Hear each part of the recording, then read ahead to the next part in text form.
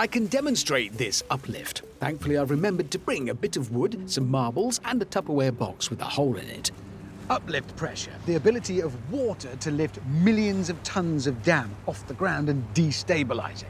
I have a demonstration here. This is my dam. This behind it is the reservoir, and these marbles are the water, some of which has gone where I wanted it. Right, let's stack that in there. So that is the dam holding back the water.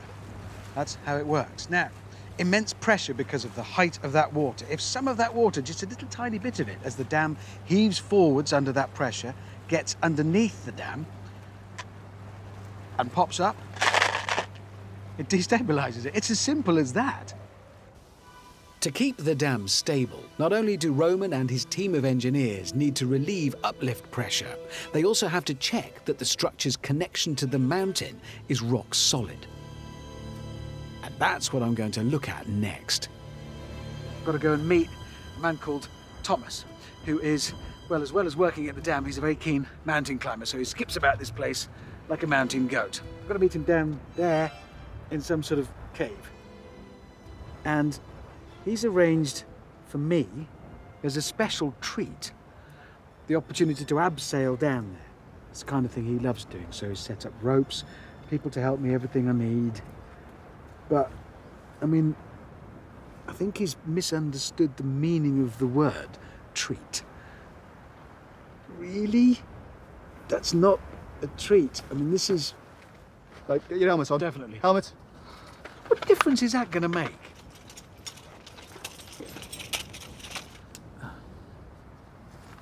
There we go. Too tight. Oh, I'm faint. Oh, I'm going. No. Okay, that's you ready to go.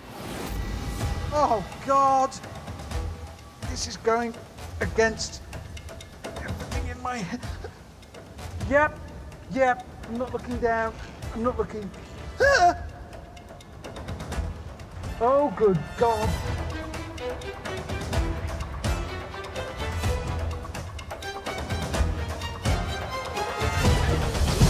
Oh, I can't keep this up. That's not actually me. I bottled it. I really don't like heights. It actually went something like this.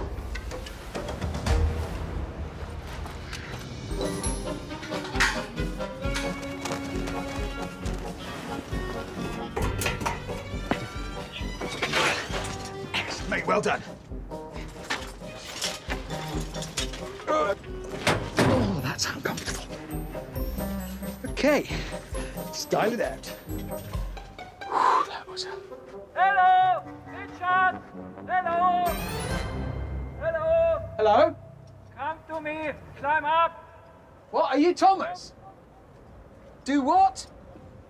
Climb Climb up. up there? Yes. Hello. Fear of heights or not, it appeared there was no way of ducking out of this one. Come to me. Okay. Oh, this is just stupid.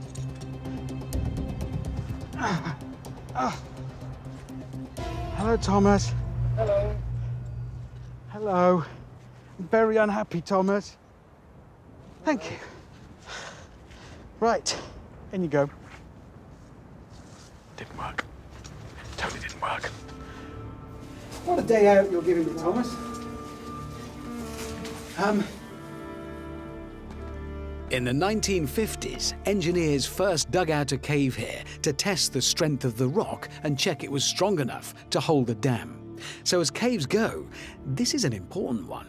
They had to make sure that the rock was the right strength to hold the dam up. That's how an arch dam works. It relies on the strength of the mountain. So they drilled this hole, they lined it with concrete, they put inside a massive machine that hydraulically braced against the side. And they decided, yeah, the rock is strong enough. We can build it. If it hadn't been, that dam as we see it would not be out there now.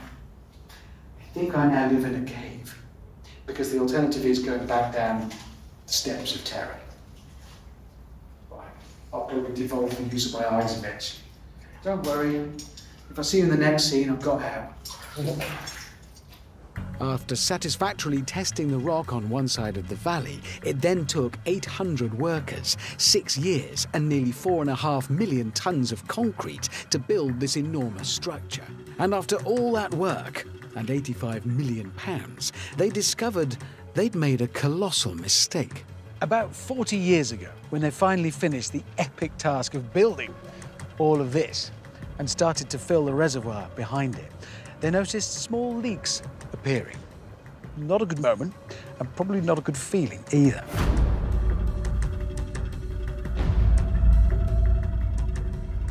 They investigated it, and it turned out that the rocks in the mountain on this side were slightly stronger, slightly stiffer than the rocks in the mountain on this side, which meant an imbalance. And if there's one thing you want in a dam, especially one of this shape and this record-breakingly thin, it's symmetry. They didn't panic and tear it all down. They thought about it and decided to build a supporting structure. Think of it as a bit like a second dam right at the base of this one. And I'm standing on the top of that structure right now.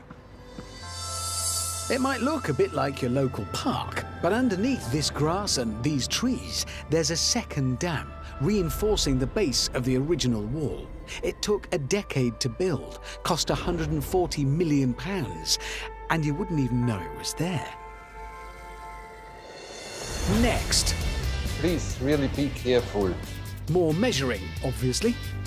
That's probably bad. 3, 2, 1. And the floodgates open. Awesome.